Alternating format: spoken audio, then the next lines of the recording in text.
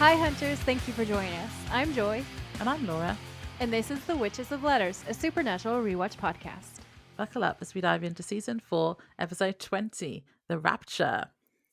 Joy, Yes, we have to fact check ourselves.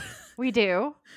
Yeah, we've had a comment from a listener. So do you remember in Death Takes a Holiday? And we were like, how can Dean forget Tessa? He loves her. How dare he? Yeah. Well, thank you to our listener Mary who wrote this comment on Spotify. She said, in the episode "In My Time of Dying," it shows Dean not remembering Tessa or any of what happened. He and Sam talk after he's back, and he states that he doesn't remember. And I had to go back and watch the episode again. And I was like, oh yeah, I totally forgot about that. So thank you, Mary. Yes, thank you. My interpretation of that scene. Now, I might need to rewatch it to check myself to see if I'm wrong. Because you told me this, and my brain was ticking over, and I was like, "But isn't he just doing the Dean thing where he lies blatantly to Sam's face? Well, I did watch it again today, and it does. I How think does it he was read?" because he came back because Tessa turns into the yellow-eyed demon and then like hits him on the forehead, and that's what makes him up. And then Yeah. he's like, it cuts to a bit later, and the doctor's like, "Oh, all of your illnesses have magically disappeared." And then he does just look genuinely shocked and like, "I've got no idea what happened." Yeah. Okay. Okay. So we read it as genuine then, and I not think so, but I can't remember what we said on that episode when we watched it. in my head. I don't know if I'm remembering this incorrectly, but in my head, I remember thinking, I don't believe him. But um, I remember saying that about something, but I don't know if it was. yeah, I don't know. I don't think it was that, but I don't remember. no, it could be. It could be either, I suppose. And without rewatching it right now, I don't think I can give you my opinion about if I still read it that way or not, or if I'm misremembering it. But thank you for the correction. Yeah, thanks, Because Mary. that it sounds like, since you are the one who like just watched it sounds like that's quite sincere, and Dean isn't just lying to Sam like he Yeah, usually although does. clearly I only did half of my homework. I should have also listened to what we said the first time.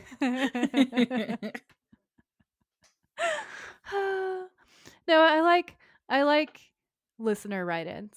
Yeah, I think that's because really good. we It forget keeps stuff us we've said, honest. and we Yeah. forget what the episodes have said. We don't know, but especially me. Laura has way more of a chance, unless she fell asleep, which does happen, right? Because your girl needs her iron levels to work so that her body can work. But my memory is so shit so many times over. It's like concussed 3 times. And then I have multiple chronic illnesses, all of which give me brain fog and memory issues. So, like, the chances that I recall anything on any given day from any episode are just very unlikely, honestly. Like, there's some things that I'm so sure about, but a lot of the rest of it's blurry. And there've been a few times when Laura and I've been rewatching the series, and y'all know, as I've said to you before, I've rewatched this show so many times. I'll be watching an episode and I'll be like, oh, I don't remember that. Oh, I don't remember that. If you tell me the title of something, unless it's one that I've watched a gazillion times, I am not going to remember the plot of that episode. I have to look at a synopsis. It's almost like having 2 newbies watching it because I'm just like, I don't remember. I don't know what happens. Like, I remember the big story arcs. So I can tell you who all the bad guys are and like all of the tragic deaths and stuff. And like some of my favorite moments. But even Dean and Bella, I fully forgot about Bella. And then we were watching it, I was like, oh, Bella, I love Bella. You forgot her. You're like, yeah, I was going to say you love her. And I fully forgot the plot twist at the end when she betrays them. I was like, what do you mean? My brain, I don't know if that could have been my trauma being like, no, that never happened. Shh, forget this. I don't know. Either way, it's fun for me. I'd like to think that it's fun for the listeners. But I'm never going to be able to sit in one of those like super fan panel conversations because I will not be able to remember the things that I need to be able to remember. I only remember things because I write them down. I don't think even that will save me. Okay, so I found some little fun facts about filming this episode. And then I also have what I like to call Misha and the Supernatural Angels. Uh-huh. And I also have like angel lore for the episode when we get into the Oh, the cool. cool part because I was like, "What are we gonna do here?" Because I've already covered Pontiac, Illinois before and the whole Yeah. Route 66 thing, because we've had this location before. Um, so if you wanna see more Pontiac, Illinois stuff and you wanna see the Route 66 connection, go back into my Easter egg on that episode, which is Lazarus Rising. Um, but so then for this one, I was like, "What do I do?" So I looked up more real angel encounters because I love those. You usually love those. Everybody else has been Yeah. like, "Yay, we love these." So that's what I'm doing. Angels. Angels is the focus today. Cool. Like it. Well, mhm. So according to Supernatural Wiki, the name Jimmy Novak may be referencing Jimmy Stewart and Kim Novak, who starred together in the Hitchcock movie Vertigo, which is about a woman who is Ah. not whom she appears to be. There is also a real Jimmy Novak who is a Chicago radio host who used to run a segment called 420 Hit of the Day. And then in this episode, Jimmy is supposed to be like an airtime sales Oh, exec, isn't yeah. he? Yeah. He sells airtime on radio. So I thought that was really cool. I thought that all tied in really well. And then obviously Jimmy Stewart is also who stars in It's a Wonderful Life. And we previously had It's a Terrible Life. So I really like the tie-ins. Um During the filming of this episode, again, this is from Supernatural Wiki. Uh Misha, Jared, and Jensen got up to some mischief on location, according to an interview that Misha did with Buddy TV. He said, quote, "We went and shot at an abandoned warehouse last week, and Jared, Jensen, and I did get scolded for breaking some windows." In Collins's defense, he did mention that the windows were asking for it. Did Misha they be have a big Mishine. red X on it saying, don't hit these windows? Yeah. I don't know, but that made me laugh so hard. Misha just being like, "Yeah, they were asking for it. It had to be done." Ultimate Misha. So I have links in my show notes for you guys that go through this entire timeline of this story. So basically, to summarize, what happened was, if you didn't already know, Misha appeared at the Rhode Island convention, and on his way there, he announced that because I don't even want to dirty my mouth with his name, but President Trump, our current dictator in chief, had said that he was going to cut SNAP benefits. And the Republicans also said about this super racist campaign, playing on old tropes, and just drumming up a lot of bullshit, basically. Misha pointed out that he was raised on SNAP benefits. I'd like to say that I was also, because I grew up in the same era, more or less. And we needed help. When I was a kid, we went through a really rough time, and we survived from the charity of food banks and things like SNAP benefits. He points out that being like the kid of a single working mother, if you know his history, then you know that he had kind of rough childhood, and that one of the reasons why he cares so much about charity is because he received charity when he was a kid, and I Mhm. think that's so beautiful.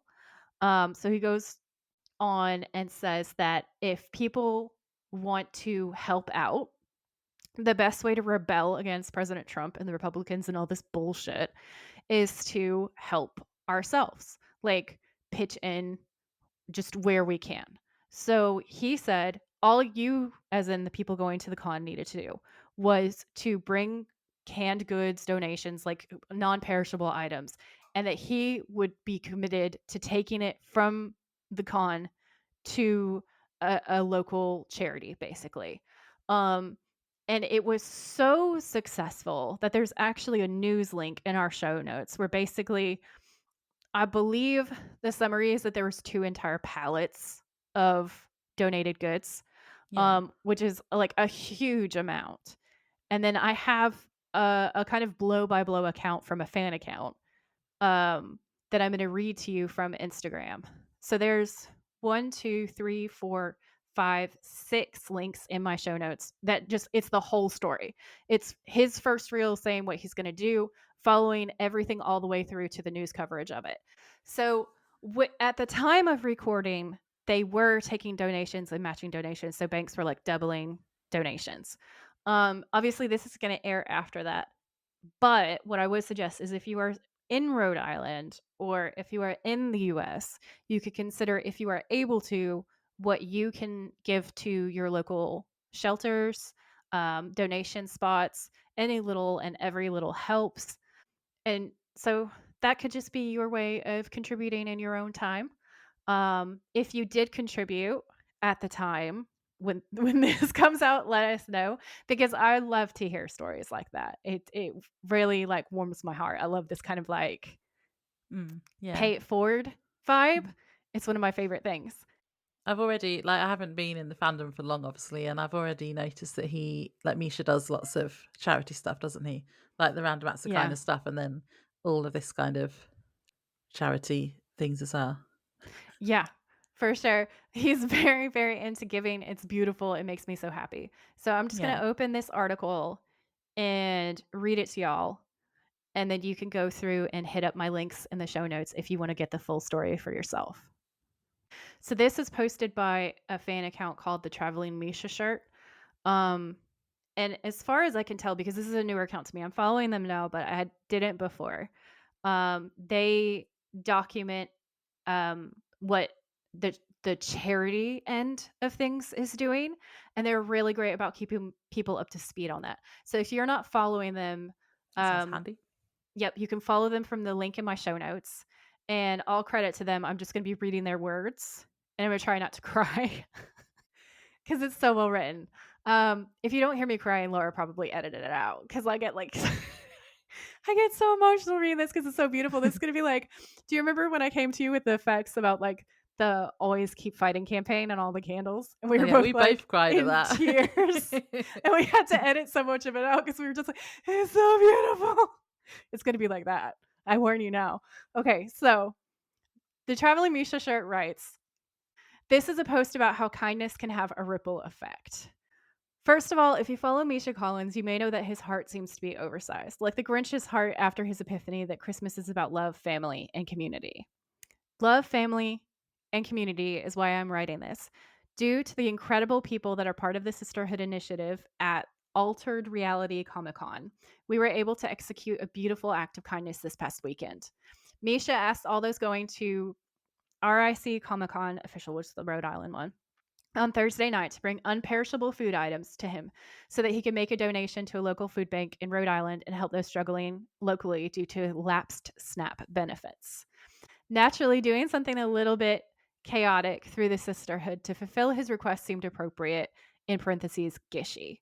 So, for anybody who doesn't know, that's the name of one of his charitable um, things that he does. That's the like for lack of a better word, Easter egg hunt, which is in the Guinness Book of World Records as being one Ah, of the I think it's the largest scavenger hunt in the world or something, and the money gets donated to charities. Um, cool.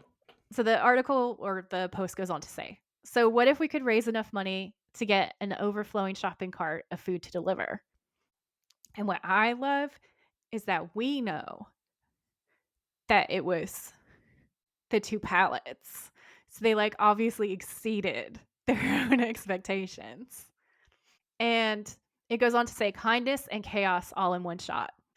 By Friday morning, we had $500 in pledge donations from our community, and my request for help from Rhode Island Comic Con to get groceries to Misha was answered by the social media director and brand ambassador for Altered Reality Entertainment, Chrysalie.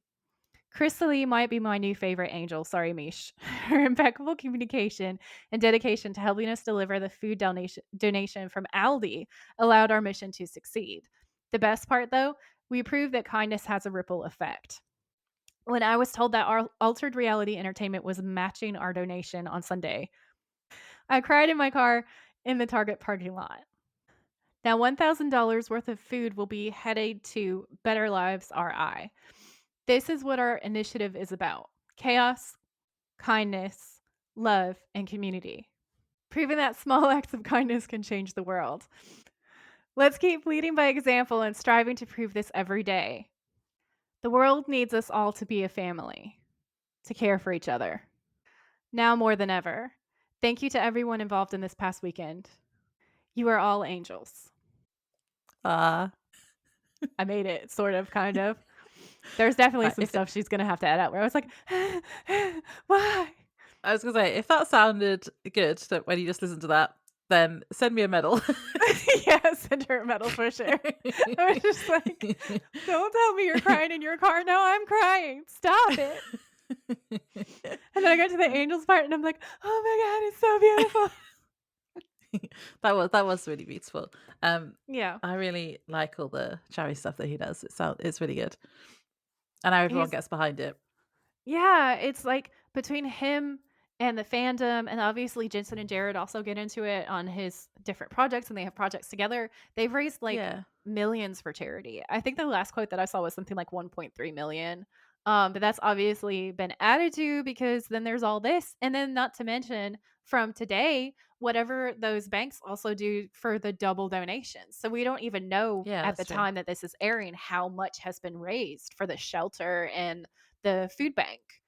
Um, Yeah, because when we're recording this, it is literally the day that he announced he was doing yeah, well, it's the this day article was. of, and this is when the news article came out to say that like these specific banks are going to be like doubling what people have donated. That is amazing. Do you want to do your fun facts? Yeah, so, well, I have a couple of fun well, no, I have a fun fact for the preamble, and then I have an opinion.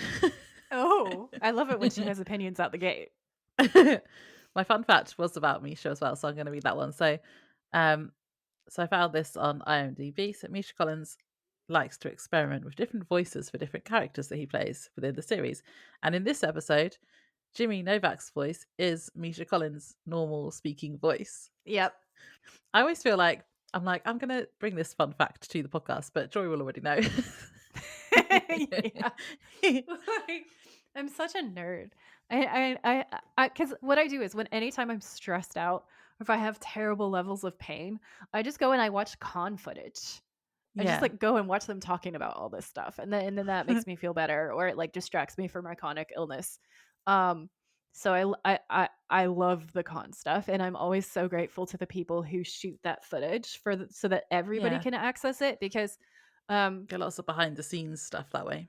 yeah, and it also means that it's more accessible for people who don't have a lot of money, who don't have the money to go and spend on those experiences, or who are disabled like myself. Like, I physically do not know if I could attend a con. I'm honestly not sure. I'm not sure if my body would do well with it. But because there are people who go and record the events, it's like I can go. And I Mm, will never stop being grateful to all of the people who go and basically do videography of the entire con. They're amazing humans. yeah, agree. I'm going to enjoy it when I can actually watch things without worrying about spoilers. Like sometimes I'll watch little Yeah. clips and then I'll be like, "Oh, this sounds like it's going towards a spoiler, so I have to turn it off." Oh my god, I just know where I was going with that tangent. Where I was going with that was, I can't remember if I've mentioned this on the podcast before, but I feel like it bears repeating because we have so many new people around. I found out that Misha got permanent vocal damage from having to do Castiel's voice full time. Oh yeah, like the low voice. Because it's super low and it is not at all like you hear his natural range today, which is so high pitched. Like when Jimmy first starts talking, he sounds like a chipmunk to you. He's like, because we're so used to, right? And then you get, um, it's funny. It's genuinely like a comedic moment. Um, so yeah, so it turns out he felt like something was off with his throat. He goes to see a doctor. He's like, I don't know what this is. This just doesn't feel right. And the doctor's like, yeah, man, you scarred your vocal cords. Oopsie.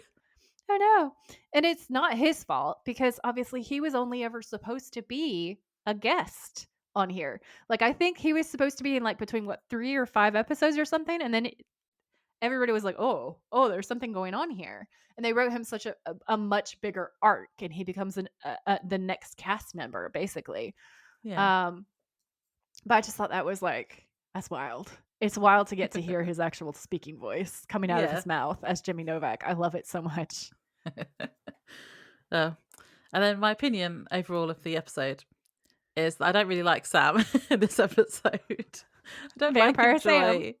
He's mean and grouchy, and there's obviously parallels to addiction here as well, which is Yeah, also for kind of sure. triggering for me. And Valid. yeah, and so I also don't think I'm going to like next episode because that seems like it's just going to be about him in withdrawal. Wah, wah, wah. So we'll see. We'll have to see how I feel Yeah, about that one. we shall see. But yeah, so he was grumpy, he's mean, and I don't like him in this episode. Dean Yeah. is really funny. Dean is hilarious. There's The bit so where he's many funny like, quotes. the bit where he's like, was it a tasty Coke or whatever he says about the Coke? Yeah. That was funny. Oh my gosh, it is so funny. Yeah, Vampire Sam is the whole thing. He's like Dark Willow this episode. Um Yeah. it's very dark. Definitely themes of addiction. Mm. It's like Um when our favourite characters disappoint us. he literally takes the demon blood and rubs it against his gums like it's cocaine or something. Yeah, and you know the bit at the end where he's like, where Dean sees him, he just look like he's just covered. He's got blood dripping from his mouth, and I'm just He like, has a goatee. He wipe your has a face, vampire Sam. goatee. Yeah, it's horrible. I don't like it. Yeah, Rejected. it's very gory. It's definitely an edgier episode. Like Yeah, I know we've had horror themes and emotional themes before and like dark themes, but I do feel like this episode is one of my favorites. I do really enjoy this episode, but it is definitely one of the darker themed episodes. And all I'm reminding myself of right now is like that meme where it's just like, show me your comfort show and your comfort characters. And it's like supernatural. And everybody goes, oh my God, why? How? What were you thinking? Or it'll be like your comfort episode of your comfort show. It'll be one of the like most horrific episodes like this one. yeah, Like a family torn apart. yeah. I do like the episode. I just don't like Sam. That's fair. He is very dark side Sam in this episode, and I obviously have issues, okay? Because he's also kind of a thirst trap to me in this episode. It's my vampire fixation, I think. I'm like, ooh, Sam's a hot evil vampire. Yeah, but see, I was thinking about this when I was watching it. I was like, when you watch an actual vampire show, it is hot, but Yeah. it's not. He's not an actual vampire. He's like, I He's don't like a know, beautiful, addicted to soulful drinking blood. character that's now hooked on the red And because juice. he's an actual person drinking blood, it's like, ew, why? No, Yeah. it's Yeah. disgusting. It adds a layer of wrongness to it for sure. Because initially, when I was watching that scene, there's that scene where he has the flask, and I'm like, bro, why are you literally tilting the blood out into your hands like that in public? Because you're supposed Yeah, to be doing this in secret. Obviously, I know it's night, it's dark. It's not going to be that obvious what he's doing, but the way that he's doing it makes it feel really obvious. And I was like, are we supposed to read this as his desperation, as an addict? And then I was like, oh, it's because if he just drank out of the flask, we wouldn't know what he was drinking. They had to make it really obvious. So they had to make it obvious what he was doing. So that's why he has to pour it into his hand. And then also to make it obvious that he's running out. This is like the last yeah. of his stash. Last drop. Yeah, the very last drop. Literally the last drop. Um, so then I realized, and I was like, oh, okay, it makes sense now. Mm. But I have to say, if you remove knowledge of the fact that it's Sam and you just watch his physical acting, the vampireness of it all, it is hot. It's hot. I'm sorry, not sorry. Okay. Hair toss. I said what I said. Should I do the synopsis? Yeah, I think that would be a good idea. Okay, so this is season 4, episode 20, The Rapture. The original air date for this episode was April 30th, 2009. Castiel appears to Dean in a dream to tell him to meet him because he has something to tell him. However, when they go to the meeting point, it is clear there has been a huge fight and they find Cass in the rubble. When he wakes up, Cass is gone, however, and his human vessel, Jimmy Novak, is back in his body. Jimmy is desperate to return to his family and a normal life. However, he soon realizes that being chosen by an angel comes with heavy consequences when his family is targeted by demons. Sam and Dean help him and his family escape, but by the end of the episode, Castiel has reclaimed Jimmy's body, leaving his wife and daughter devastated. Also, during this episode, we see Sam's addiction to demon blood continue to spiral out of control, and how this is creating growing tension between him and Dean. Uh-oh. Yeah, Laura's so mad. There's like all of her least favorite things. Okay, Sam is being the bad guy, and Sam and Dean are fighting. Yeah. And I'm Dean at the end when he was just like, whatever. I don't even Don't care care anymore. anymore. Yeah. I hear you. I hear you. Yeah. I think But that my toxic trait is I see where Sam is coming from, and I actually sympathize with Sam a lot in this episode, weirdly. And there's even a part where he's being kind of brutal, but at the same time, it's almost called for. Um, so I can appreciate somewhat evil Sam, I guess. yeah, I'm usually really good at kind of playing devil's advocate or like seeing both sides, but um yeah, I don't know. I feel like my experiences have cloud my judgment on this one. That's completely fair. I've got you covered. I will play devil's advocate Yeah. because I'm just like that's hot. It's when he's mean, I'm like triggered. That's fair. That's fair. I feel like that when Dean is supposed to be bad, like you know how bad I was with Mm. like the shapeshifter episode where Dean is supposed to be Oh like the yeah. serial killer monster, and I was like, I can't do it. I'm not okay. I am not okay right now. And Laura was like, there. This is a scary episode. Because to be fair, shapeshifter is a scary ass episode. Like I should Yeah. have added that to our Halloween watch list, which I never really formalized. So to be fair, I'm adding it now. Yeah. Well, yeah, this episode does got lots of dark moments, but to start with, we have It's a a dream. serene autumnal scene at the It beginning, is, which yeah. I Very liked. seasonal, seasonally appropriate. Yeah. And Dean is sitting by a lake fishing, and it's very peaceful. And then we soon find out he's in a dream when Cass appears out of nowhere and tells Dean that they need to talk. He jump scares him. He just appears. And he says it's not safe here and they need to go somewhere more private. And he's like, more private? We're inside my head. It's just Yeah, funny. it's so funny. And the cast deadpan, exactly someone could be listening. Yeah, which is very interesting because it's like, so they can hear Dean's thoughts and Apparently dreams. angels can. Yeah. He sees you when you're sleeping, he knows when you're awake. He knows if you've been bad or good. So be good for goodness sake. Sam. I suppose I was about to say it's nowhere near Christmas yet, Joy, but when this releases, it probably will be the beginning of December or nearly. Yeah. Just saying. We're getting in the Christmas spirit. Um, Just saying. so yeah, Cass says something, someone could be listening, and then he hands Dean a piece of paper and says that he has to meet him there now, and then Dean wakes up. Yep. So then they go there now. Right now. Immediately. It's like some sort of warehouse, isn't it? So Sam and Dean go inside, and Sam is asking what Cass told Dean and why it was so important, and Dean says he doesn't know. They go up some stairs into a room full of rubble and debris, and there's sparking electrics and stuff. And Sam says it looks like a bomb went off. They realise there must have been a fight here, probably between angels, as they see a symbol drawn on the wall that looks similar to the ones that Anna made to get rid of Cass and Uriel when they were hunting her. I just had a realization as you were saying that. I just had a realization. I'm so dumb because this entire time I was like, why did this play out like this? Like, what do you mean the angels dragged Cass out of his human host? That's not a thing that they can do. Nowhere else do we see this. Why are they suddenly able to do it? It's a bit like Sam with his powers. I was like, what do you mean? What do you mean?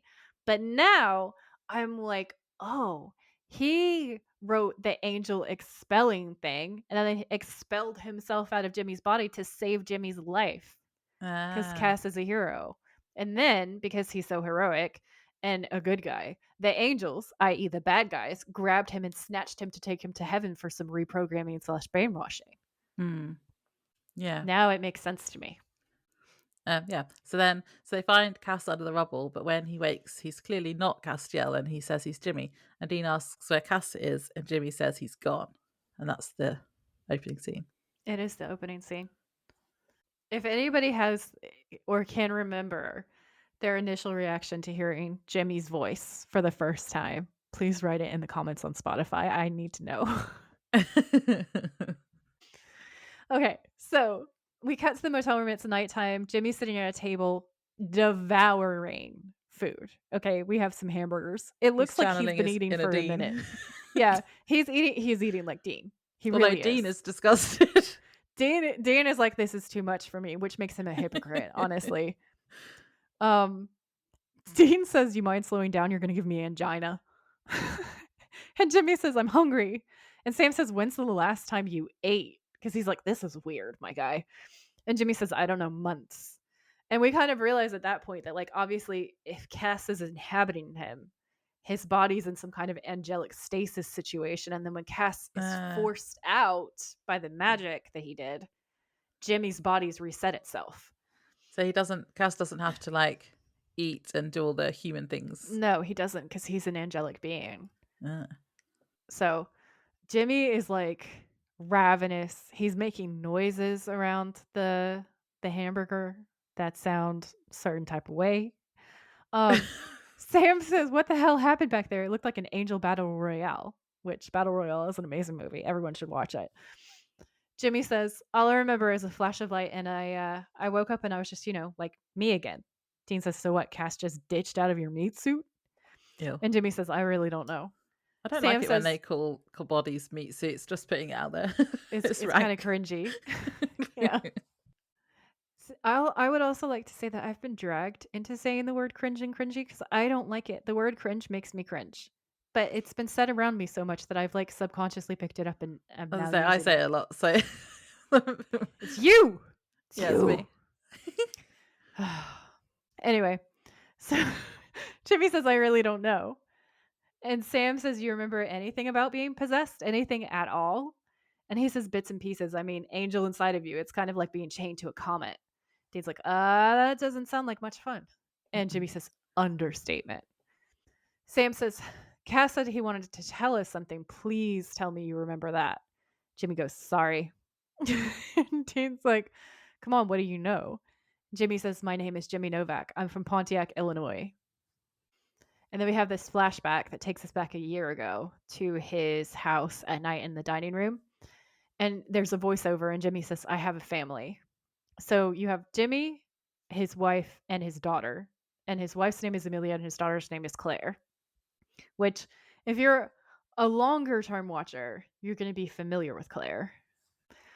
So Jimmy says, "Claire." Intriguing. I know, right? Intriguing. You Piqued call this like little curiosity. mini, not spoilers, but make me think. Hang on. There's I give obviously a you spoiler there. no, no, no, no, no, no. These are peaks, Laura, not Yeah, that's spoilers. what I mean. Yeah, yeah, yeah. Peaks. So, um, Jimmy says Claire, and they all join hands to say grace over their food. Jimmy says, "Bless this food, O Lord, and ourselves to thy loving service, that we may always continue in thy faith and fear to the honor and glory of thy name. Amen." Fear was an interesting touch, I thought. Very Yeah. appropriate for the episode. Um, so then it's the same night, but Jimmy's asleep on his armchair with the TV on a religious channel. And the religious man on TV is all, "I could see my head sticking out from underneath the front bumper. My eyes were closed. My head was turned to the right side.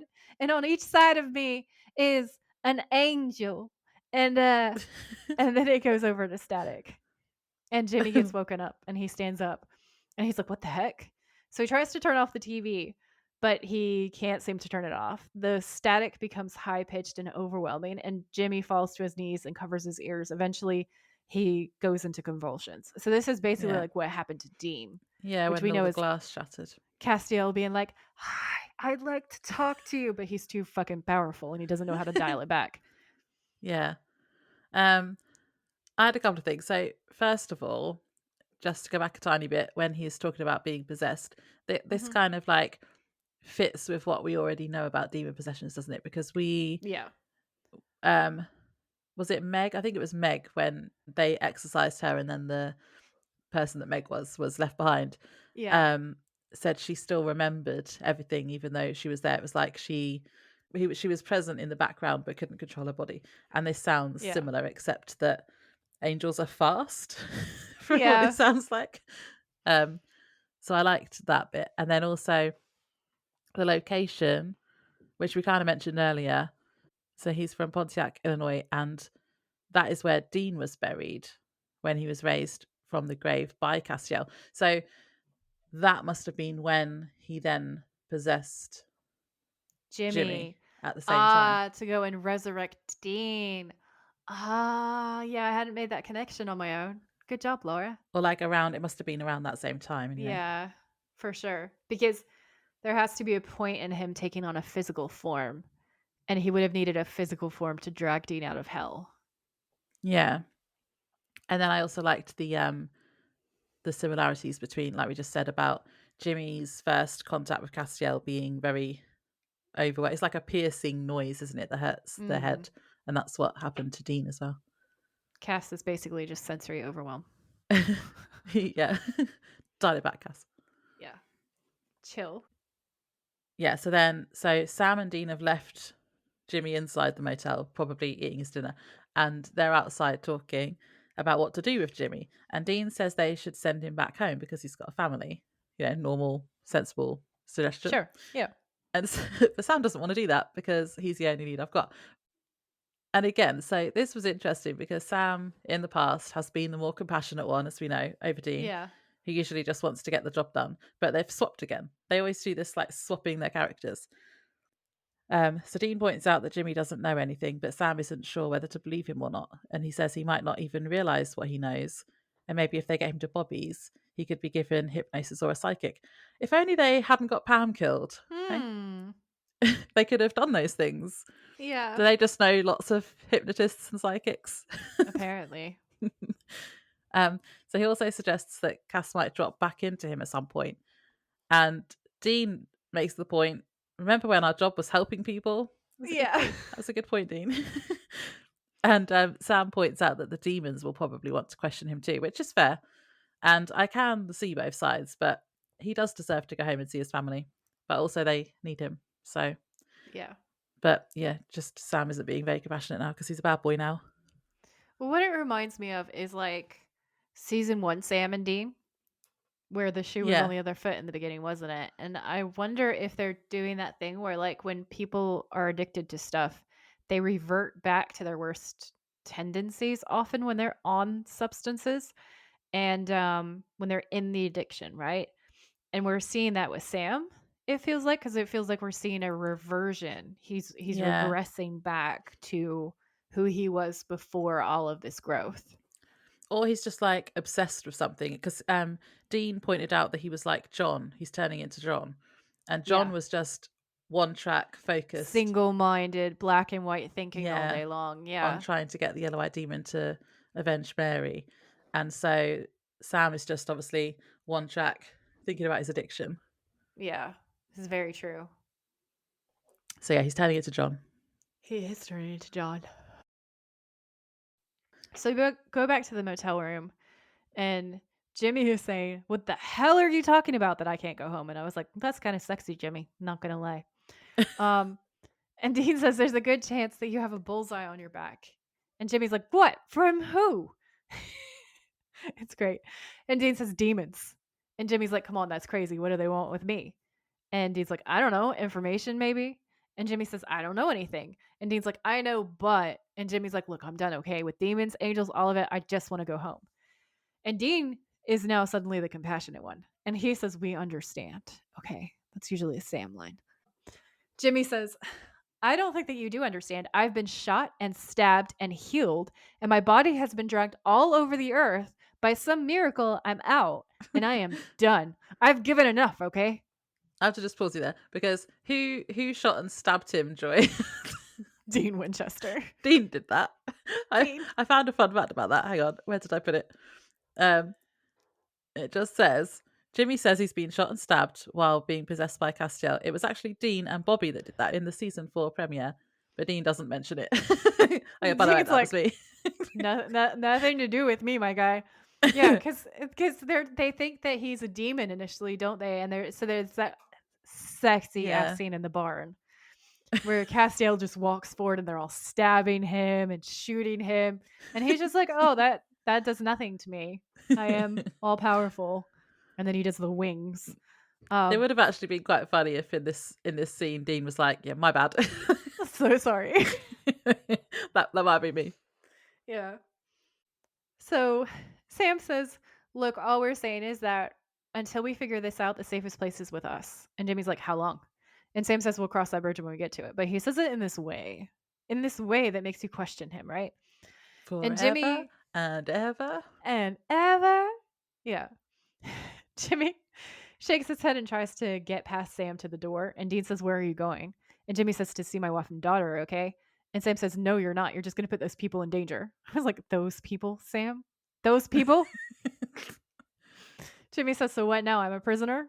And Sam says, "Harsh way to put it." Yep. I was like, "Good sir." Yep. He's a prisoner. Yep. So later during the night, Sam slips out to secretly drink Ruby's blood from a flask, which is what you talked about earlier. Normal. And Jimmy takes that opportunity to escape, which is funny. That is hilarious. And then it cuts to the next morning, and Sam is frantically packing. And Dean comes out of the bathroom brushing his teeth, and he's laughing at Sam because Jimmy escaped. And Dean asks how it happened and where he was anyway. And Sam says he was, quote, getting a Coke. Oh, yeah, Sam, have they come out with a new flavour? Blood orange, maybe. And then Dean says, was it a refreshing Coke? That's the bit I was saying earlier. That Yeah. made me laugh. And then Sam's just like, can we go, please? Yeah. And it's Oh, even dear. funnier because he tries to make it out like cocaine. Like he like pours it into his hand, then he rubs it all Yeah. on his gums, and then he's like eating it down like it's such a vampy weirdo. It's great. Vampy weirdo. Yeah. Yeah. Fun fact, there did used to be cocaine in Coca-Cola. That's where the name came from. Oh, yeah. Yeah. I did know that. Did it still have caffeine then as well, or was that like? Mhm. Oh, yeah. This was an upper to end all uppers. You know those historic photos that you see of men building like enormous bridges and skyscrapers and stuff, and like the photographers that are up there with them, they're like hundreds, Yeah. thousands of feet, and I don't even know, like 1,000 feet in the air or some shit, and they're Well, just like those la la like the la la ones where they're la. all sat on like an iron Yeah, yeah, beam. yeah, yeah. No fear, no thought of danger. Many of them not attached to anything. That's Coca-Cola, my friend, with the cocaine. It was marketed like Red Bull. Also, can I just say? Gives you wings. Gives you wings. It was they were like, Gives you "Oh, a high. it's this natural, refreshing drink, and it just gives you energy." It's just the energy. Don't ask us about the ingredients. The ingredients are fine. Everything's Yeah, fine we here. haven't called it Coke for any reason. None at all. Mm-mm. So yeah, so then we cut to Jimmy on a bus and we get another flashback to his life before becoming a vessel. And he's preparing dinner and the radio goes to static. And then he puts his hand on the radio and listens. And then later we find out he's been communicating with Castiel this way. Um, we see him with his arm inside a pan of boiling water, and his wife comes home and is like, "What are you doing?" And he says it's okay. And Castiel told him to do it to show his faith. And his wife's like, "Who's Castiel?" Then we see the Impala driving down a road. Sam and Dean aren't talking, and there's no music either, so it's like completely silent and Silence. awkward. Yeah. Yeah. And then Anna, oh, I forgot about this bit. Anna This is appears and my says, favorite part. "Hey guys," which is a jump scare. And then they scream, and Dean swerves all over the road. And then he starts hitting on her straight away. Oh my god, I love it so much. Classic Dean. So, my notes say Anna, "Hi guys," almost kills everyone. It was so good though. Yeah, and then Dean's like, "You look fantastic," and he turns his head away from the road to check her out, and it's endearing though. It's like a thirst trap endearing. He's like, "You look fantastic." He's just like, Yeah. "Oh my god, this woman, I love her." It's the best thing ever. I love it so much. So Dean jerks the steering wheel of the Impala because of the jump scare. All right, and Anna goes, "Smooth." I love her. I love her so much. Um, and Dean says, "You ever try calling ahead?" And Anna's like, "I like the element of surprise." And that's when Dean says, "Well, you look terrific." And Anna says, yeah, not the most appropriate time, Dean. You let Jimmy get away?" And Dean says, "Talk to Ginormo here," and points at Ginormo. Ginormo, which also is the title of a Japanese TV series about a bunch of good guys going off to fight a bunch of bad guys and trying to save the world. So that was a Ah, fun little Easter egg, I thought. yeah. Um, I wonder if that was intentional. I think so. But, oh my god, it was so funny, Ginormo. I watched that part Ginormo. like 3 times. Um, and Anna says, "Sam, you seem different." In this like low key accusatory way, right? Because she's an Yeah, angel. Sam, you seem a bit like a vampire. And Sam says, "Me? I don't know. A haircut?" And Anna's like, "That's not what I'm talking about." And in my notes, Yeah. I wrote, A haircut. Okay, you crackhead. It made me think of not this exact thing, but the funniest line from Renfield when they're running and that one cop gets hit in the face with the bag of powder and he like sniffs at the air and his entire face is covered in white powder and then he goes, cocaine. That's all I can think of with Sam and the blood. Cocaine. Um, so Anna says, that's not what I'm talking about. And this like mom slash teacher voice. And I was like, oh, she knows. She gives him this meaningful look and he looks away. And it's like, oh, the plot thickens. Then she looks Yeah. at Dean and she's like, what did Jimmy tell you? He remember anything? And he's like, why? What's going on? And Anna says, it's Cass. He got sent back home. Well, more like dragged back. And Dean says, to heaven? That's not a good thing. And Anna says, no, that's a very bad thing. Painfully, awfully bad. He must have seriously pissed someone off. Dean says, Cass said he had something to tell me, something important. And Anna says, what? And Dean says, I don't know. And Anna says, does Jimmy know? And Dean says, I don't think so. Anna says, you don't think so? Whatever, it's huge. You got to find out for sure. Sam says, that's why we're going after Jimmy. He's like, duh. And Anna goes, that's why you shouldn't have let him go in the first place. He's probably dead already. At which point I wrote, way to keep up morale, Anna. Yeah. I mean, she's not wrong. She's Well, not I mean, wrong. yeah. She's not wrong, but there's just ways and means. Well, yeah. uh, so we see Jimmy arriving home and he sees his wife and daughter through the window. And we get another flashback where it shows that his wife basically thought he was crazy because he was talking about speaking to angels or speaking to an angel for quite a while. They had clearly been to a doctor and he had been prescribed antipsychotics of some description. And she's telling him he needs to take the pills or she's leaving him. We then see him go outside and talk to Castiel again, asking I what mean, he honestly, good wants. for her because she doesn't know. Yeah, she's trying to get him. She's trying to help. She's trying to save Um, him. Yeah. so we then see him go outside and talk to Castiel again, asking what he wants and that he's going to lose his family. And we see a bright light, and he says he understands and to promise that his family will be okay and he'll do it. And this is where he's possessed. Yeah. And He says then, yes. yeah, and then his daughter comes outside and says, "Daddy," and Cass says, "I am not your father," and walks off. And it's reverse Star Wars. It's like, Yeah. I am not It's your actually father. reverse Star Wars. And I just had a note Oh, here to say Misha's acting is really good because Cass is really different to Jimmy, isn't he? Like instantly yeah. switches. Jimmy almost feels like Misha. I feel like there's a lot of Misha and Jimmy in the way that he acts. Yeah. And then Castiel is like a totally different person. Castiel's Inspector Gadget. Yeah. Apparently. Apparently. And you weren't the only one to think that. So, because we got some comments, people were like, "Yes, this makes sense."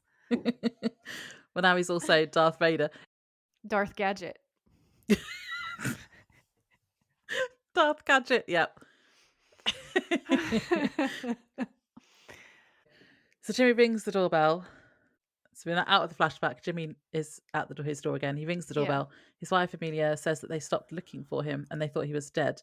And it's been a year since he disappeared. Dun dun dun. So we cut to the inside of Jimmy's house, and you see Claire kind of off in one corner while Jimmy and Amelia are sitting in the den. And Amelia sees her and tells her to go into her room because she doesn't want her to see her dad or know what's going on yet because she's trying to be a responsible parent and suss out the Yeah. situation. I was going to say that seems really responsible Yeah, because it obviously does. if he was still crazy, then it's going to hurt the daughter more to see him. Yeah. So Jimmy asks if he can see Claire, and she says that she doesn't know yet, and it's been almost a year since he disappeared on them. And Jimmy says he knows. And Amelia says that she goes, think your daughter would have wanted to know that you were okay? Yeah, Uh, Jimmy. yeah, Jimmy. And Jimmy, who is an absolute hero and a legend, and really wants to try to put things back together, lies through his teeth Yeah, and he's a says big that, old liar. yeah, he says that he went to a psych clinic and he just wanted to get himself straight before seeing them. And she's like, "Oh, and there are no telephones there." And Jimmy says, "No, I know you're right. I'm so sorry, but it's all over now. I mean, I'm really okay." And she's like, "What does that even mean?" And Jimmy says, "I was confused, Amelia. I was completely delusional, and I thought God was calling me to something, and I thought it was important. And I was wrong. I was such an idiot. Heaven, hell, none of that matters. The only thing that's important to me is you and Claire. And I can't undo what I've done, but I just want to come home again." And she says, "I don't know if I could do that. Not yet." And Jimmy says, "I mean, whatever you're comfortable with. Maybe we could start with something smaller." And she says, "Like what?" And he says, "I don't know, dinner." And he's really charming. And it's really, really, really Yeah. cute because you can see that she's still wildly in love with him, right? This is like a real true love story. It's been over a year. She thought he was dead. She's not dating anybody else as far as we can tell. Um, Claire still very much wants her dad back at this point. So she's not she hasn't been venomous about him. She could have been, Yeah. but she hasn't been. Um and Seems like she's been worried about him more than anything. she's been worried about him. They didn't feel abandoned. They felt like he had a mental health crisis and then he disappeared and they were really concerned that something had happened to him. It's really sweet and tender and warm, this little reunion moment. So then we cut to a gas Yeah. station at night, and Sam's talking to Ruby on his cell phone while Dean is gassing up the Impala, and he's saying, "Where the hell are you, Ruby? This isn't funny anymore. I'm all out. Stop whatever you're doing. Call me. I need more." I have some questions. Right, one. Drugs. Is Ruby withholding on purpose? And if so, why? Because I thought she wanted him strong to fight Lilith. I thought that was the whole point. Yeah. Fun fact, I can't remember the larger plot line here. Um, I am going to assume, because I don't remember, so I'm going to theorize right along with you. This is fun. A, it is part of a plot to destabilize him and make him Mm. do more and more janky stuff. Or B, she's been captured or Oh yeah. something and can't get to him right now. Yeah. Um, Okay. there's also a lot of angel fuckery going on around him, and she does not like to be near the angels because they can smite her. So Mm. self-preservation and all that. So I feel Yeah. like those are some possibilities. Okay. And then my second, actually, it's not a question, but so my understanding of the demon blood has been wrong this whole time because I assumed it was making him like stronger and stronger permanently the more he had, but Mm, clearly it's temporary and the effects wear off if he doesn't keep yeah. drinking it. Okay. And that's why it's an addiction. Yeah. Yeah, I don't think I'd understood that until this episode.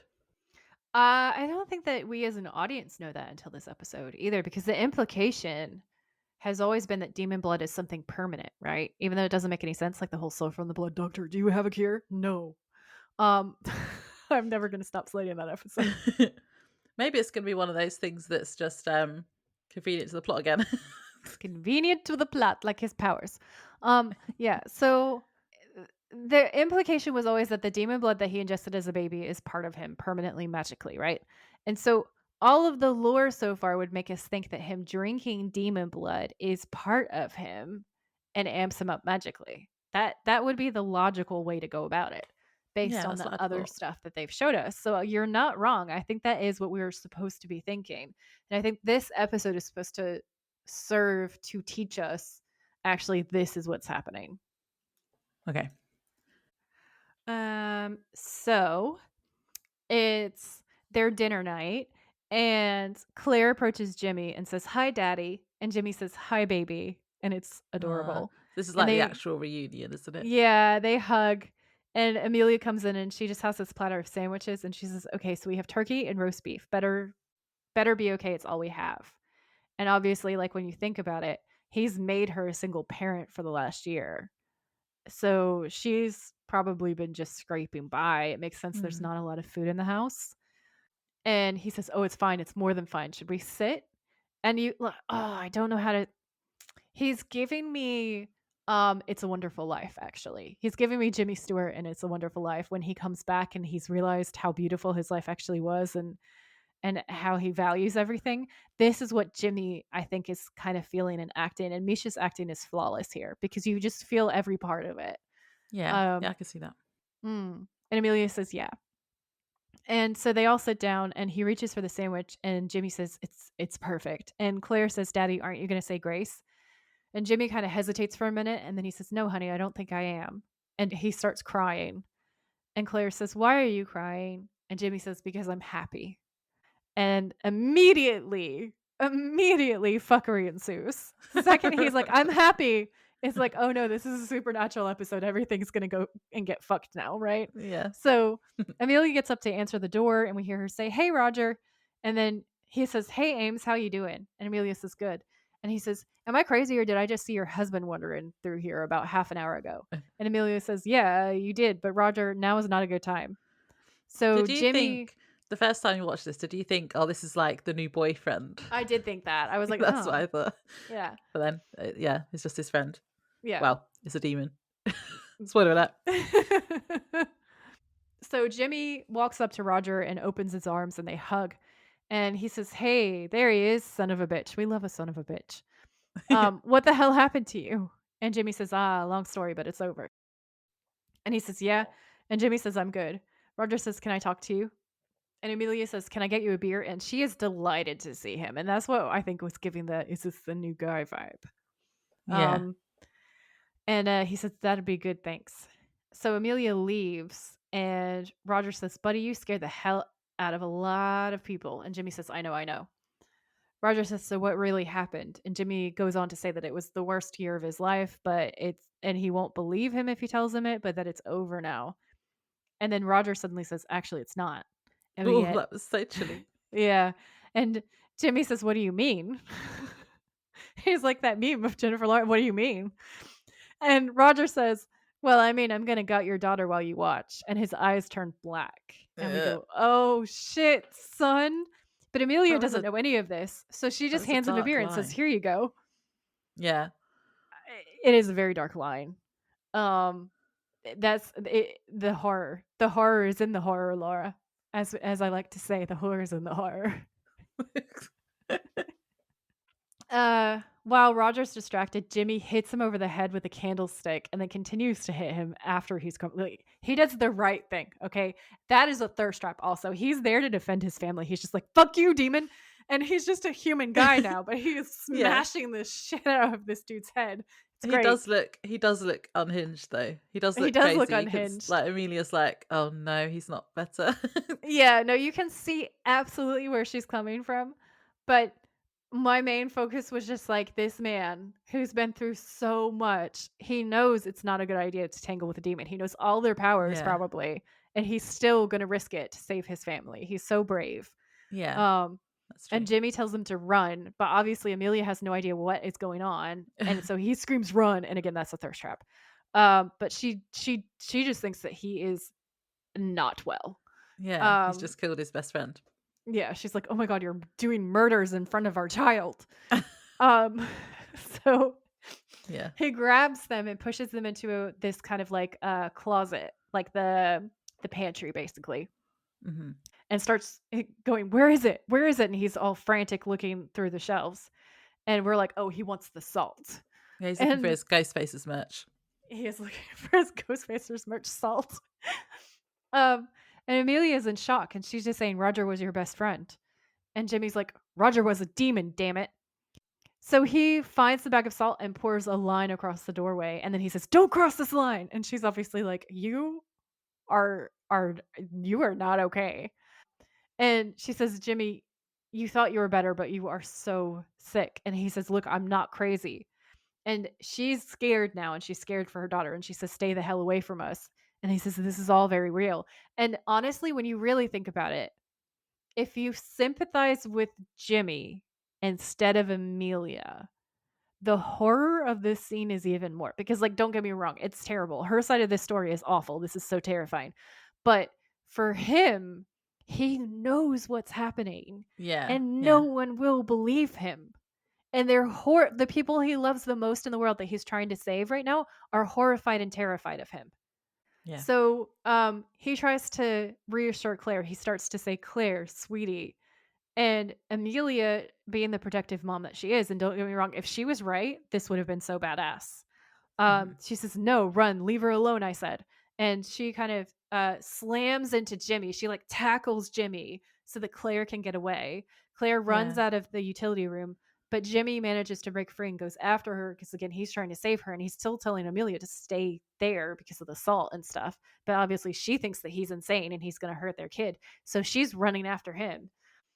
And so everyone's chasing everyone else. And then, then when he goes into the living room, we see Uh that, yeah, big uh-oh, because Roger has Claire and there's a knife against her neck. And Jimmy says, damn it.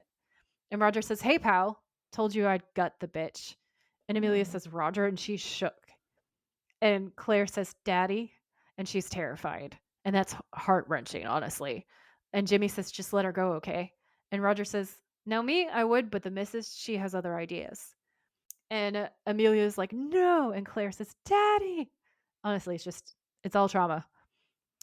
So Mrs. Roger grabs Jimmy and throws him to the ground. She punches him and then looks over her shoulder, and Amelia sees that her eyes are black and she's screaming, oh my God, no. And I know that she's not at fault. She's not at fault, but I was super frustrated watching this scene. I was just like, if you would just get on board. Well, she does realize when she sees their eyes, she realizes that he was telling the truth. Yeah, I know, but it's just as an audience member, it's frustrating because you know he's telling the truth Yeah. and you really want her to like click but obviously that wouldn't be realistic. So this is a very realistic scene. Um Amelia jumps on Mrs. Roger but is thrown back. So like I have to say I really like Amelia as a character because she's tough, she's smart, she's independent. She protects her daughter at all costs and she's willing to tackle a demon. Like that's a good girl, you know? She's a Yeah. badass. So she gets thrown back. Dean appears behind Roger and cuts his throat with Ruby's knife, killing him. Mega thirst trap. Mrs. Yeah. Roger gets up but is quickly caught by Sam, who stretches out his hand and uses his psychic abilities to begin exorcising her. Dean looks back at Sam, and Yeah, Sam's like, but he's straining again, isn't he? Because he hasn't had his Weetabix. this joke is never going to die. Just gives you the worst mental images, Laura. Like, ugh. So Sam says, go, get them out of here. And Dean's like, go, go. And Jimmy and Claire run away. Sam is trying really hard to exercise Mrs. Roger, but is limp. Okay, y'all? It's limp. It is unsuccessful to say the least. So she starts kind of like smiling and she says, aw, can't get it up, can you, Sam? And then thirst trap, Dean says, no, but I can. Yeah, that was a thirst trap. Oh my God, so hot. I'm going to forget this later. I don't think I wrote this down in my show notes, but this is actually my number one thirst trap. So Yeah. he goes to stab her with Ruby's knife, but the demon runs away. So Dean grabs Sam and then they run out to the Impala. And Dean's like, come on, come on, come on, come on, because he's trying to hurry a whole bunch of people to get into the car. Yeah. Oh, I had a question here.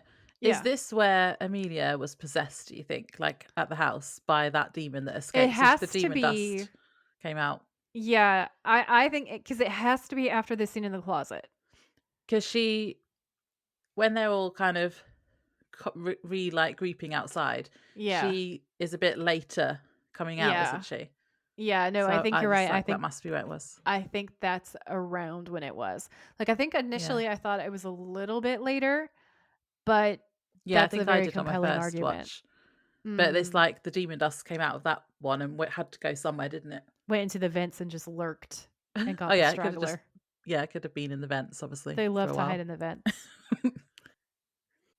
Yeah, so then they all get in the Impala and drive away. So then we see them in what I would call, as a British person, a multi-story car park, but you would call it a parking garage. Yeah, A garage. Yeah. yeah. Yeah. And Amelia and Claire are asleep in the back of the car as Jimmy, Sam, and Dean talk outside. And basically, they're convincing Jimmy he can't stay with his family. And this is where I write, Yeah. Sam is mean in withdrawal. Yeah.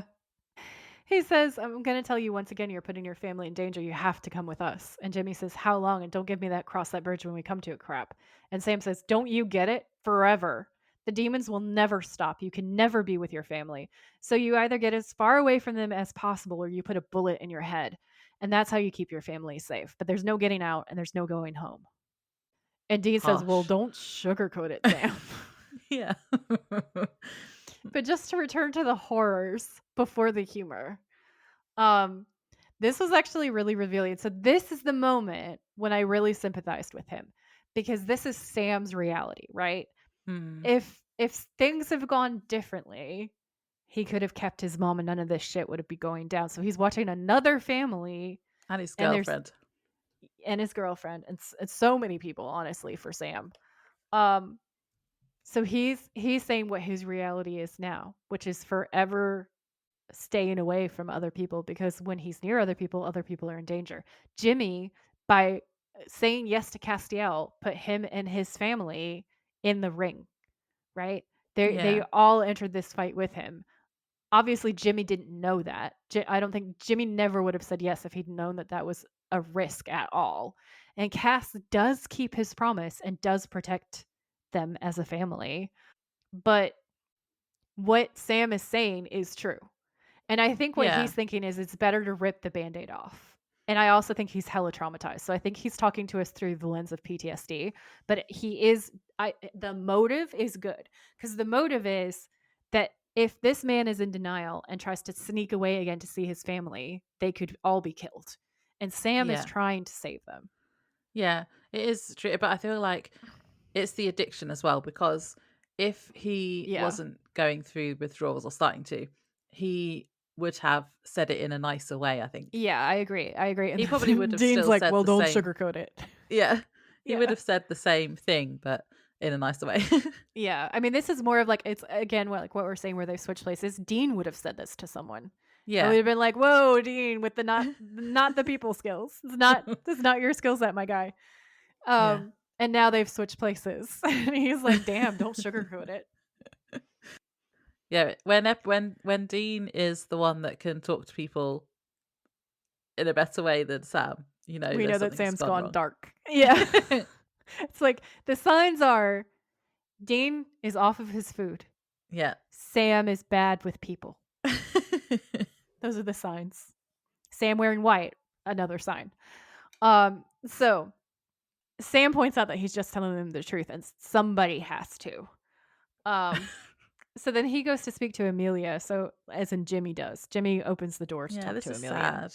It's so it's Although, if she's already a demon here, it kind of ruins it a bit. But well, yeah, we'll pretend. yeah. So Amelia says, "Hey, so I pretty much owe you the biggest apology ever." And Jimmy says, "No, you don't." And Amelia says, "Yes, I do. I'm so sorry, Jimmy, and I will never ever forgive myself for letting you walk out that door." Jimmy says, "Well, you did what any rational person would have done. I mean, hell, I thought I was crazy half the time." And Amelia goes, "So demons, huh?" And again, I really like her character. She's really Yeah, fun. she's cool. Yeah, and Jimmy says, "Yeah." And Amelia says, "Can we even go home or what are we going to do?" And Jimmy says, "These boys are going to get you a car." Don't ask me how. Stealing. And you're going to take Claire to Carl and Sally's as fast as you can. And Amelia says, "Wait, what about you?" "No, I'm not going anywhere without you, Jimmy." And Jimmy says, "Listen to me. Every moment that I'm with you, you and Claire are in danger." Amelia says, "I don't care. We're not splitting up again." And Jimmy says, "We don't have a choice." And Amelia says, "For how long?" Aw. And Jimmy says, "We'll cross that bridge when we get to it." So he's lying to spare her Don't give her feelings. that crap, Jimmy. But it's like, what are you going to do? "I'll never see you again ever." Yeah. I understand the white lie in this circumstance, you know? So Amelia says, "We're a family." And Jimmy says, "They will kill you, Amelia, and they'll kill Claire. You just have to get as far away from me as you can." So they hug while Dean watches. And then we see Sam hotwiring a car while Amelia's waiting. Jimmy and Claire stand next to each other. And Sam's all awkward and goes, "Okay, so here's your car." Oh, see, that's interesting. I read it as he was being really like cold with them because he's just like, "Here's your car," and then walks off. And I wrote in my notes, why is he being such a dick? I But yeah, read you it. you read it as awkwardness. Yeah, I Yeah, I read can it see as that actually. here's the car that I clearly just stole for you. Yeah. Okay. Yeah, I can see. Then Jimmy says, "Hey, take care of your mom, okay, bub?" And Claire says, "Okay." And I was like, "You're not going to tell your daughter that you love her the last day that you ever see her?" "No, I love you, honey." No, no, no, to no one. "Okay, Jimmy. Okay." Yeah. And then he doesn't say anything to Amelia again, does he? He No, just this gets in is the the car. last thing that he ever said. And it's like Maybe it was too difficult for him.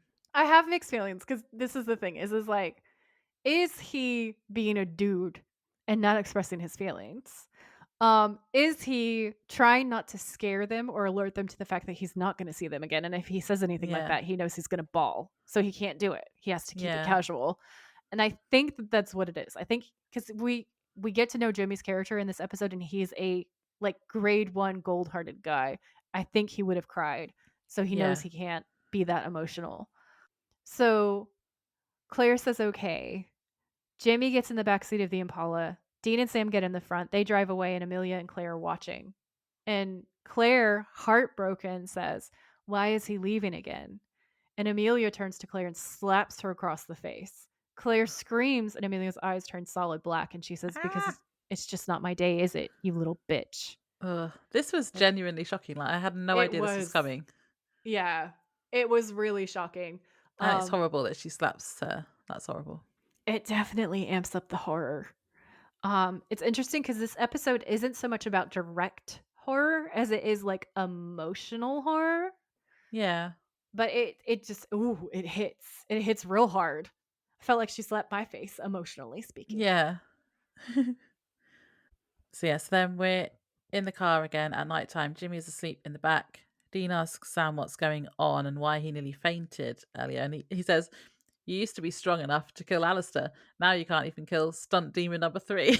I love that line. Stunt demon number 3 is definitely in my favorite quotes. That's good. That's a burn as well. That is such a It's burn. like, yeah, Sam, why are you so shit now? That's basically what he's saying. Yeah.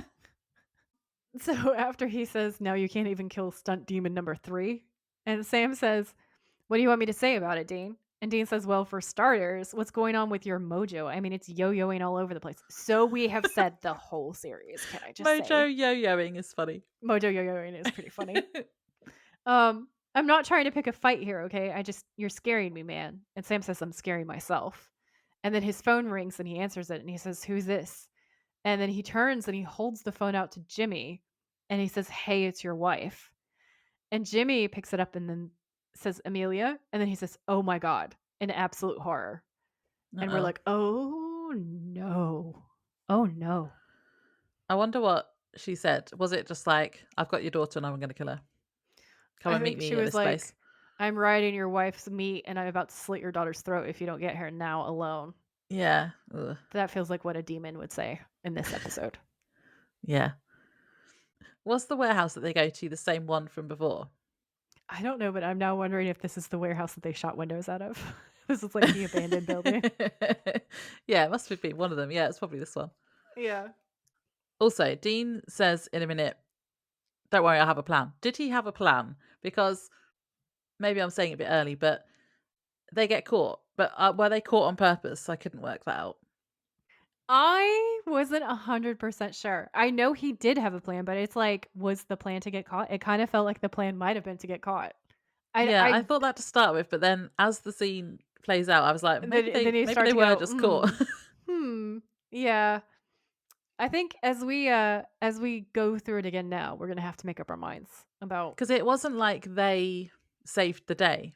No, they didn't save the day. Cass saves the day. So if it was, my thinking was, if they had actually had a plan to get caught, and then so they were in the room, they would have then like got free and then done their stuff, Yeah. and they don't do that. That's what well, okay, so my other thought was, and hear me out about this, that Dean did have a plan and that was the plan, but then Sam's powers were shit until he did the whole vampire thing. So the plan Because he was, doesn't know how bad Sam has it, does he? And Sam's lying this whole time. So I think the plan was for Sam to use his mojo. Because he's all but he like, doesn't "Oh, have it's any. fine." Kind of in denial. I can see Sam totally being like, "Yeah, I can use my powers." Yeah. Okay. Yeah. So maybe the plan was, yeah. Oh dear. Oh dear, oh dear, oh dear. So we're at the warehouse and they're talking to Jimmy, and Dean says, "All right, they're expecting you to come alone. That's exactly what you're going to do." Sam says, "We'll work our way through the catwalks. We'll be right behind you." Dean says, "All you got to do is stay calm and stall. Let us do our job." Dean says, sorry, Jimmy says, you want me to stay calm? This is my family we're talking about. Dean says, listen to me. This will work. You understand? Nobody's going to get hurt. And Jimmy says, yeah, whatever. Give me a minute, okay? Faith, gone. Faith in Yeah. people, faith in God, faith in angels, dead. Um, so he walks away, and Sam says, there's no way they're expecting him to come alone, Dean. You know this is a trap. And Dean says, yeah, I know. That's why I have a plan. And he smirks, and that's a Dean thirst trap. That is Yeah. A great line, one of my favorite lines, and B, such a thirst trap. So then we cut to the warehouse at night outside, and Jimmy's walking towards it, shouting at this guy, Castiel, you son of a bitch. Again, we love a son of a bitch. You promised me my family would be okay. You promised you were going to take care of them. I gave you everything you asked me to give. I gave you more. This is the thanks I get. This is what you do. This is your heaven. Help me, please. You promised, Cass. Just help me. Nobody answers, and Jimmy shakes his head in disgust and just goes, typical. So then he storms into the warehouse, and Amelia is standing next to Claire, who's tied to a chair and unconscious. And Amelia says, hi, honey, you're home. And I said in my notes, Demon got jokes. Demon wife is funny. She is funny. She's so funny. Um, Jimmy says, listen, I'm begging you here. You do whatever you want with me, but my wife and daughter, they're not part of this. And Amelia says, oh, they're a big part of this, Jimmy. And P.S., you should have come alone. And Jimmy says, I am alone. And Amelia says, oh, you're such a liar. Like, I didn't think you'd bring Heckle and Jekyll, huh? Apparently, this is the name of two cartoon crows. So she's calling Sam and Dean animated crows, like goofballs. And they get let in by 3 other demons who are holding them prisoner. And Sam says really sarcastically, nice plan, Dean. And Dean says, well, nobody bats 1,000. Amelia says, got the knife. One of the demons holding Sam holds up Ruby's knife and shows it to her. And Amelia says, and you know what's funny? And Dean says, you're wearing a soccer mom? And Amelia says, so I was actually bummed to get this detail picking up an empty vessel, sort of like a milk run. Now look who landed in my lap. And Sam's like, yeah, well, you got us, okay? Let these people go. See, he just tried to be heroic, bless him. And Amelia says, oh, Sam, it's easy to act chivalrous when your Wonder Girl powers aren't working, huh? Now for the Wonder punchline. Girl. Wonder Girl, that was so funny. He also gets side eye from Dean there as well, which is He funny. does. He was like, you little. And that was what makes me think, okay, Sam's powers failed him. Yeah. Like, yeah, Wonder Girl, if you were working, if they were working, would have If been you not been in actually this had your predicament. mojo. Yeah. Yeah. And then this is one of my favorite lines because she's so fucking funny. Demon Wife is hilarious. Okay, she could do stand up. She says, now for the punchline, everybody dies. And she holds up a gun and shoots Jimmy in the gut. He falls to his knees. Amelia turns to one of the demons holding Sam. And you're just like, oh, because we're not expecting that. Like, that was quite a jump scare. Like, you knew things were going to go bad, but that was like real bad, real fast. Yeah. And she says, waste little orphan Annie. So brutal, but so funny. So she leaves the room while the demon walks around Jimmy towards Claire, who's tied to a chair unconscious. The demon picks up a pipe and swings it towards Claire, but she suddenly grabs the pipe in one hand and places the other hand on the demon's forehead. The demon screams as he's exorcised with a bright light. Using the distraction, Sam and Dean turn on the demons holding them. While they struggle, Claire, who's now possessed by Castiel, burns away the ropes holding her. Jimmy lies on the ground bleeding and looks at her in horror. Jimmy says, Castiel. Because we're not 100% sure. We think that it's Cass at that point, Yeah. like coming in to protect them, but we don't really know because we know that he was dragged away to heaven. So it's like, can he even get out? We don't know Yeah, that. that's what I thought. Okay. So Castiel is now saving the day as Claire. And speaking of angels saving the day, I have a lore drop about angels saving the day. Ooh. So I'm going to go ahead and read it. So this all came from a site called CatholicExorcism.org. Cool. That sounds chill. So chill. So chill. The first one that I picked is called Held by an Angelic Arms. And it says, when I was about 4 years old, my grandmother looked after me as my parents went off to work. She taught me my prayers every day before taking a nap. I would say the Hail Mary and the prayer to my guardian angel. One day I remember bouncing down the stairs singing Jesus Loves Me. And as I jumped to the second step, I tripped and started falling forward. When I started falling, I felt as if someone or something was holding me up by my elbows, and I landed softly on my feet, never hitting one step as I fell. As I turned Ooh. around and looked up, on the top of the landing, there was a figure with long, wavy blonde hair, bronze colored skin, wearing a bright white gown with a gold colored cord tied to its waist. And not only did he glow, but there was an immense amount of peace. I wasn't scared at all. Even though he never said anything nor had wings, or at least I don't recall seeing any, I knew it was my guardian angel. I then looked down at my feet, and when I looked back up, he was gone. Immediately, I ran back up the steps to tell my grandmother that I saw an angel, who responded, "That's nice." Such a grandma response. It really is. She's like, "Yes, dear." I then went back to hopping down the steps singing Jesus Loves Me, hoping that he would return, but he never did. I've only shared this story maybe 4 or 5 times in my lifetime, as it has always been very special to me and still is. It has always snapped back to me during times of spiritual trials, doubts, or questioning my faith, reestablishing without a doubt God's love for us and the existence of guardian angels. I just thought that was adorable. Like a Yeah. cute little kid falling down the stairs who gets rescued by his guardian angel. Oh, Cute. that's sweet. Hmm. The next one is a bit more abstract in the way that it appears. And the title is Angel Wings Flapping Through the Blinds. So she says, I thought I would share my personal encounter with a good angel. One day in the springtime, about 20 years ago, my husband left to go to work at 4 a.m., and I was asleep by myself for an hour or two in our 2-story home. Around 9 a.m., I got woken up to a strange sound. When I opened up my eyes, I noticed that 2 panels of my fabric vertical blinds, located in the middle, were moving rapidly and hitting each other, producing that sound. All the other blinds were stiff as a board except for those 2 panels in the middle. No windows were open, no fan was on. There was no other type of air movement in the room at all. When I was watching it move, I wasn't even afraid, but at peace. At the same time, I thought to myself that someone was telling me something. I got out of bed and walked to my door. After I opened the door, I immediately smelled something burning. I quickly rushed downstairs to find out that my dryer was on and very hot. The clothes that were in there were burning and extremely hot to the touch.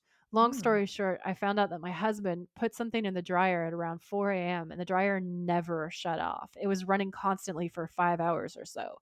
If I hadn't been woken up by those blinds, I'm sure I would have lost my house. I think this is a good angel for getting my attention.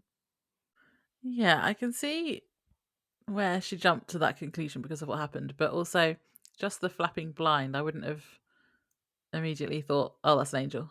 Yeah. I mean, she is Catholic. She's a devout Catholic. Uh, So I think that's where that leap comes from. This is yeah. like an impossible movement that she woke up to, and she's trying to think of what it could possibly be. But yeah, I hear you. The next one is angel rescue on the highway. I was driving on the freeway about 55 miles an hour at least. I hit a slippery patch on the road. I completely lost control of the car. I sensed something take control of the car as it spun around the freeway 360 degrees. The car completely turned all the way around, and I was driving in my lane straight again. There was no accident. The freeway was full of cars. It was a miracle. I credit my guardian angel. Yeah. Guardian angel Nana carries the day. When I was 16 years old, I was involved in a terrible car accident. It was June 16th, 1996, and I was a passenger riding home from the beach, and my parents were following behind us. We were hit head on by a drunk driver. The jolt sent me first through the windshield, the airbag came out, and I was sent backwards into the seat. The car started to spin, and I was thrown through the closed passenger window and across 5 lanes and landed in a ditch a foot from the telephone pole that the drunk Oh driver's my car had god. hit. I know. The person driving my car was paralyzed from the neck down. I remember hearing the glass break, but I couldn't feel anything. Everything was dark, and I felt wind blowing past my ears and had the sensation of falling. Then I felt myself caught. I looked up and saw the face of my grandmother, who had passed away 3 years earlier, but she was younger, like in her 30s, and had reddish hair, which I had never known her to have. It was twisted back the way that she was wearing it. And she says, from pictures, now I know this is how she wore her hair. She had an ivory flowing gown, gold, silver, and bronze ropes or tassels attached around it, and she had wings in her on her back in a resting position. I heard the wind going through them, and I could see the feathers moving. She had on no shoes. She said, "It's okay, honey. I've got you." And she flew across the road with me, 5 lanes of traffic, remember, and laid me down on the other side. She disappeared. I was given CPR and immediately told my mother that I wasn't going to make it. I had seen my Nana. I saw her again when I was airlifted. She was sitting by the window at my feet to my left. She said, "Isn't it funny how when I had my stroke, you were all laughing, saying how mad I was going to be since I was afraid of heights and I had never flown. Now here you are flying." And then she disappeared and I never saw her again. That was a true story. When she was airlifted after her stroke, we had that very conversation in the car on the way to the hospital. One of the eyewitnesses to the accident said that he had seen many accidents, but had never seen anyone float across the road and land like a feather. I didn't break any bones, but did have a few facial reconstructive surgeries from the windows. Hmm. Yeah, that was interesting. Yeah, That sounds like a horrible accident, first of all. terrible. Yeah, and then but it makes it the plausible part is the fact that someone else saw and said There that was she a floated. witness. Yeah, Yeah. that's cool. I love things like that because I love the idea of guardian angels, and I love the thought that people that we have loved in our lives watch over us Yeah. and protect us when they can, Yeah, I just like like the way that was saying Castiel. now. Hmm. Yeah. So Sam and Dean keep fighting. Sam manages to get Ruby's knife back from the female demon and holds her down, staring at her neck because she has blood on her neck from the fight. Okay, and he's a vampire, as we all know. Yeah. Um, This is Dean's literally being like a vampire show when, like, when they see the artery like pulsing yeah, in the the neck. pump, pump, pump, and you hear the heartbeat effect. Yeah. Yeah.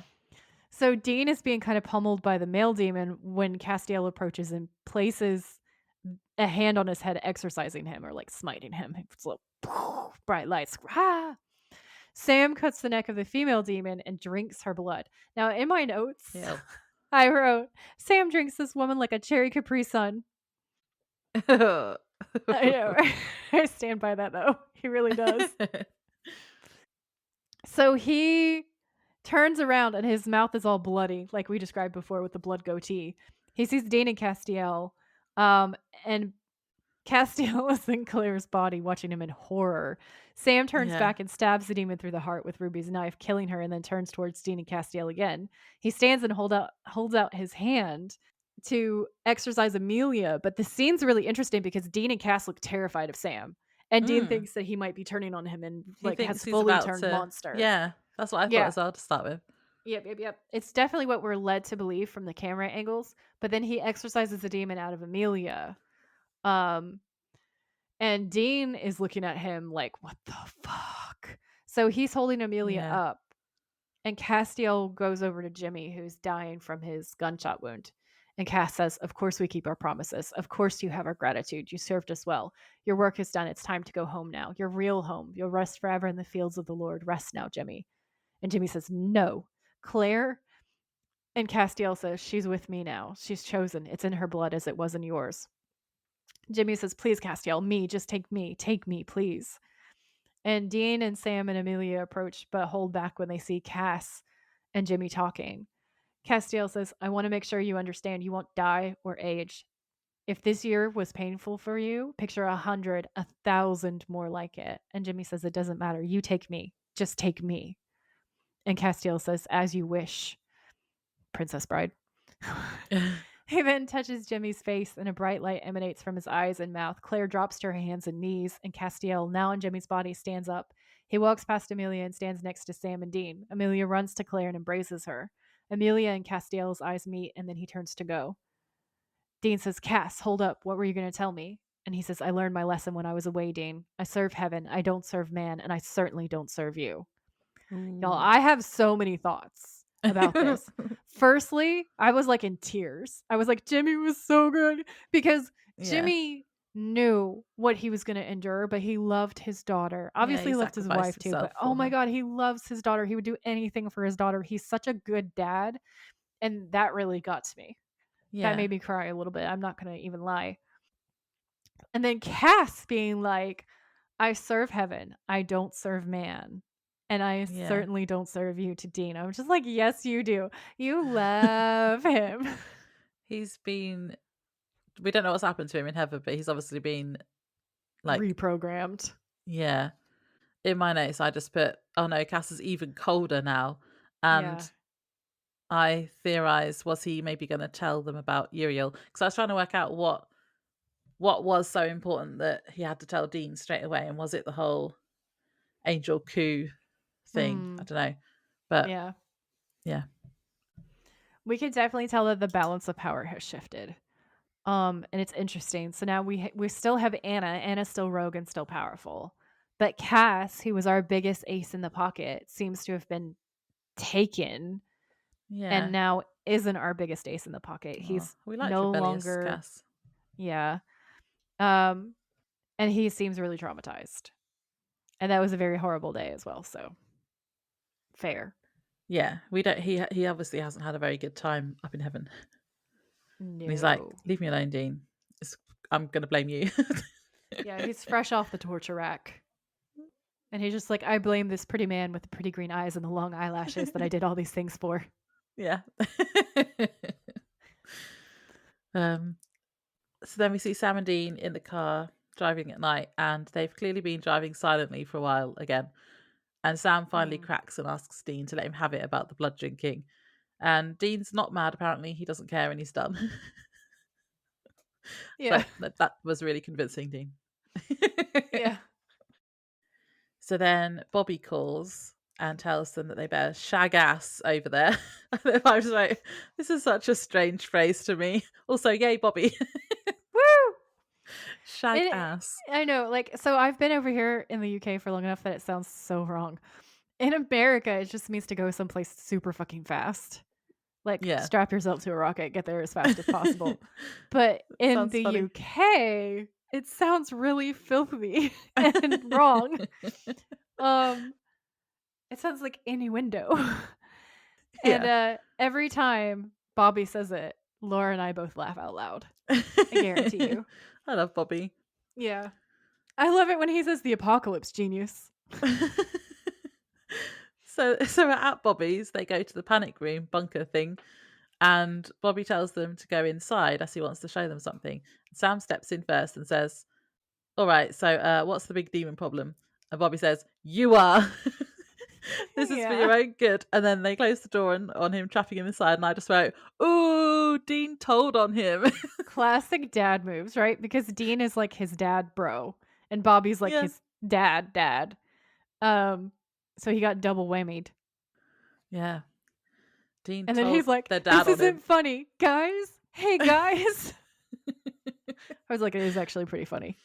Yeah, so they've Oh trapped my. him in a panic room. The transcript on Supernatural Wiki that I've been reading was written by the username Crossroads Demon.